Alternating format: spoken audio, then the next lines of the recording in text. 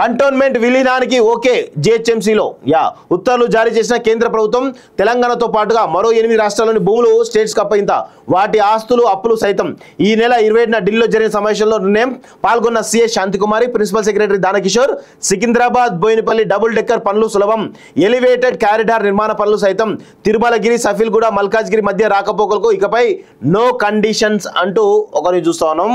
Cantonment పరిధిలో ఉన్న civilian ప్రాంతాల జిహెచ్ఎంసీలోకి విలీనం చేసేందుకు కేంద్ర ప్రభుత్వం గ్రీన్ సిగ్నల్ ఇచ్చింది.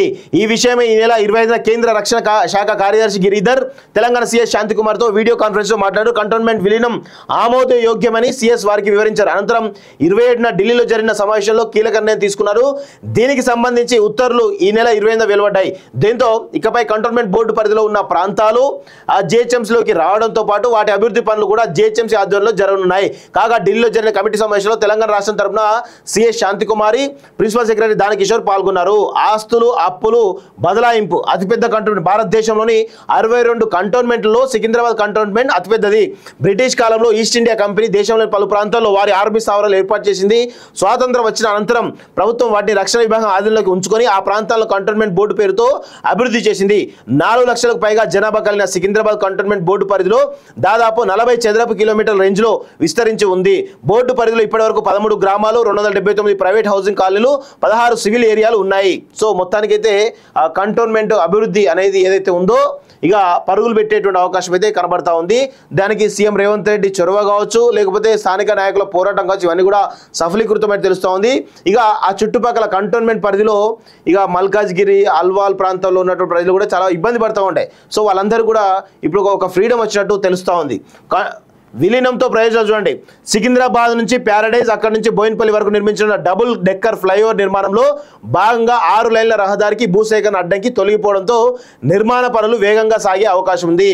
జింకానా గ్రౌండ్స్ నుంచి షామీర్పేట ఔటర్ రింగ్ రోడ్ వరకు నిర్మించిన ఎలివేటెడ్ కారిడార్ నిర్మాణ పనులు త్వరిత గతిన పూర్తి అవుతాయి. ఈ ప్రాజెక్ట్ కోసం 176 ఎకరాల భూమి అవసరం ఉండగా 60 ఎకరాలు రక్షణ శాఖ స్థలాలే. దీనివల్ల చాలా ఇబ్బందికరంగా ఆడ ఫ్లైఓవర్లు వేయాలన్నా, ఎలివేటెడ్ కారిడార్లు వేయాలన్నా, ఏ చేయాలన్నా కానీ కంటోన్మెంట్ తో బాగా ఇబ్బంది ఉండే. ఇప్పుడు కంటోన్మెంట్ జిహెచ్ఎంసీ విలీనమైంది కాబట్టి ఇక ఇబ్బంది అంటూ ఏమీ ఉండదు. కంటోన్మెంట్ పరిధిలోని ప్రాంతాల్లో గృహ నిర్మాణకు టీఎస్ బీపాస్ ద్వారా సులభంగా నిర్మాణ అనుమతులు పొందవచ్చు. జీవో 58 ద్వారా భూముల క్రమబద్ధీకరణకు అడ్డంకులు తొలగిపోతాయి. రిజిస్ట్రేషన్ ఫీజు కూడా తగ్గేటువంటి అవకాశం ఉంది. చుట్టూ గ్రేటర్ హైదరాబాద్ విస్తరించి ఉండి మధ్యలో సికింద్రాబాద్ కంటోన్మెంట్ ఉండడంతో అభివృద్ధికి నోచుకోలేదనే విమర్శలు ఉన్నాయి. కేంద్రం ఆధీనంలో ఉన్న సమస్యలతో సహవాసం చేస్తున్నామని ప్రజలు వాపోయేవారు. దీంతో కంటోన్మెంట్ను జిహెచ్ఎంసీలో విలీనం చేయాలని డిమాండ్ తెరపైకి వచ్చింది. కంటోన్మెంట్ను విలీనం చేయాలని 2015లో అప్పటి బీఆర్ఎస్ సర్కారు కేంద్రానికి ప్రతిపాదనలు పంపింది. దీంతో కేంద్రం 8 మందితో హైపవర్ కమిటీని ఏర్పాటు చేసి ఈ ప్రక్రియ ముందుకు కొనసాగించి ఎట్టకేలు విలీనం చేస్తూ ఉత్తర్వులు జారీ చేసింది. సో ప్రతి ప్రభుత్వం కూడా ఈరోజు అప్పటి నుంచి గతంలో చంద్రబాబు హయాం నుంచి కూడా కంటోన్మెంట్ను జిహెచ్ఎంసీ విలీనం చేయాలంటే ప్రతిపాదన ఎప్పటి నుంచో జరుగుతూ ఉంది. మొత్తానికైతే సీఎం రేవంత్ రెడ్డి హయాంలో ఇది జరగడం, ఆ తర్వాత ఈ హైదరాబాద్ ఏదైతే సికింద్రాబాద్ నుంచి షామీర్పేట వరకు వెళ్ళేటువంటి ప్రజలు ఎవరైతున్నారో తీవ్రమైనటువంటి ట్రాఫిక్ సమస్యలతో ఇబ్బంది పడుతున్నటువంటి ప్రజలు మరొక సంవత్సరం 2 సంవత్సరాల్లో వాళ్ళ కష్టాలన్నీ కూడా తీరిపోతాయి. ఒకవేళ ఇప్పుడు విలీనం అయిపోయింది కాబట్టి కంటోన్మెంట్ జిహెచ్ఎంసీ విలీనం అయిపోయింది కాబట్టి ఇక రక్షణ శాఖ అనుమతులు అవసరం లేదు. ప్రతిదానికి కూడా రక్షణ శాఖ అనుమతులు తీసుకోవాలి, వాళ్ళు ఏదో ఒక ఇబ్బంది పెట్టాలి, ఆ తర్వాత ఆ ప్రాజెక్ట్ ఆగిపోవాలి. ఇవన్నీ కామన్గా జరిగేటువంటి అంశాలు. గత 20 సంవత్సరాలు అదే జరుగుతూ ఉంది. ఇప్పుడు కంటోన్మెంట్ విలీనం అవడంతో ఇక ఎవరి పర్మిషన్ అక్కర్లేదు. రాష్ట్ర ప్రభుత్వ అనుమతి ఉంటే ఆడ ఎలివేటెడ్ కారిడార్లు, ఫ్లైఓవర్లు ఏదంటే అది నిర్మించుకోవచ్చు. సో ప్రజలకు కూడా ఆ కంటోన్మెంట్లో ఏదైనా ఇల్లు కట్టాలంటే కూడా స్పెషల్ పర్మిషన్ తీసుకోవాలి. ఇప్పుడు ఆ పర్మిషన్ కూడా అవసరం లేదు. రాష్ట్ర ప్రభుత్వం సంబంధించిన డిపార్ట్మెంట్ ఏదైతే ఆ డిపార్ట్మెంట్ పర్మిషన్ తీసుకుంటే అయిపోతుంది. సో మొత్తానికైతే కంటోన్మెంట్ ప్రజల చిరకాల ఆకాంక్ష ఏదో అది నెరవేరినట్టు తెలుస్తుంది.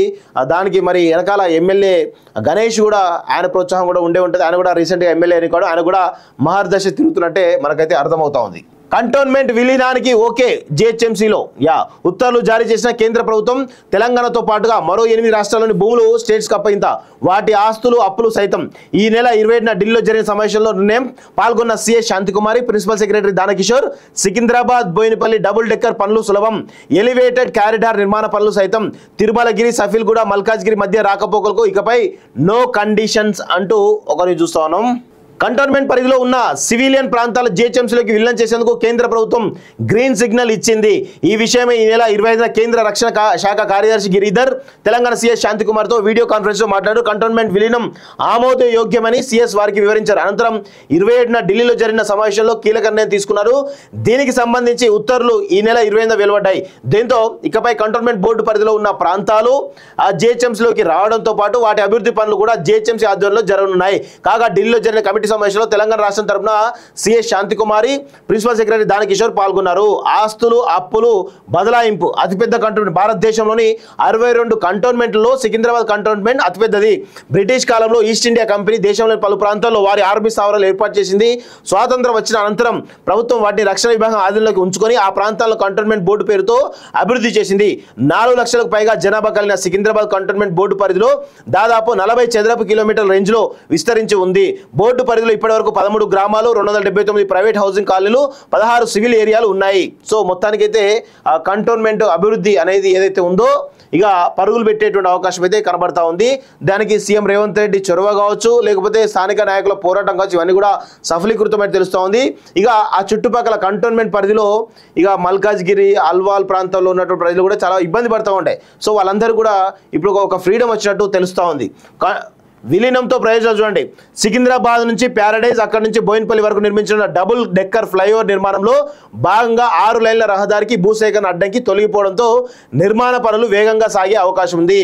జింకానా గ్రౌండ్స్ నుంచి షామీర్పేట ఔటర్ రింగ్ రోడ్ వరకు నిర్మించిన ఎలివేటెడ్ క్యారిడార్ నిర్మాణ పనులు త్వరితగతిన పూర్తవుతాయి. ఈ ప్రాజెక్ట్ కోసం 176 ఎకరాల భూమి అవసరం ఉండగా 60 ఎకరాలు రక్షణ శాఖ స్థలాలే. దీనివల్ల చాలా ఇబ్బందికరంగా ఆడ ఫ్లైఓవర్లు వేయాలన్నా, ఎలివేటెడ్ క్యారిడార్లు వేయాలన్నా, ఏ చేయాలన్నా కానీ కంటోన్మెంట్ బాగా ఇబ్బంది ఉండే. ఇప్పుడు కంటోన్మెంట్ జిహెచ్ఎంసీ విలీనమైంది కాబట్టి ఇక ఇబ్బంది అంటూ ఏమీ ఉండదు. కంటోన్మెంట్ పరిధిలోని ప్రాంతాల్లో గృహ నిర్మాణకు టీఎస్ బీపాస్ ద్వారా సులభంగా నిర్మాణ అనుమతులు పొందవచ్చు. జీవో 58 ద్వారా భూముల క్రమబద్ధీకరణకు అడ్డంకులు తొలగిపోతాయి. రిజిస్ట్రేషన్ ఫీజు కూడా తగ్గేటువంటి అవకాశం ఉంది. చుట్టూ గ్రేటర్ హైదరాబాద్ విస్తరించి ఉండి మధ్యలో సికింద్రాబాద్ కంటోన్మెంట్ ఉండడంతో అభివృద్ధికి నోచుకోలేదనే విమర్శలు ఉన్నాయి. కేంద్రం ఆధీనంలో ఉన్న సమస్యలతో సహవాసం చేస్తున్నామని ప్రజలు వాపోయేవారు. దీంతో కంటోన్మెంట్ను జిహెచ్ఎంసీలో విలీనం చేయాలని డిమాండ్ తెరపైకి వచ్చింది. కంటోన్మెంట్ను విలీనం చేయాలని 2015లో అప్పటి బీఆర్ఎస్ సర్కారు కేంద్రానికి ప్రతిపాదనలు పంపింది. దీంతో కేంద్రం 8 మందితో హై పవర్ కమిటీని ఏర్పాటు చేసి ఈ ప్రక్రియను ముందుకు కొనసాగించి ఎట్టకేలు విలీనం చేస్తూ ఉత్తర్వులు జారీ చేసింది. సో ప్రతి ప్రభుత్వం కూడా ఈరోజు అప్పటి నుంచి గతంలో చంద్రబాబు హయాం నుంచి కూడా కంటోన్మెంట్ను జిహెచ్ఎంసీ విలీనం చేయాలంటే ప్రతిపాదన ఎప్పటి నుంచో జరుగుతూ ఉంది. మొత్తానికైతే సీఎం రేవంత్ రెడ్డి హయాంలో ఇది జరగడం, ఆ తర్వాత ఈ హైదరాబాద్ ఏదైతే సికింద్రాబాద్ నుంచి షామీర్పేట వరకు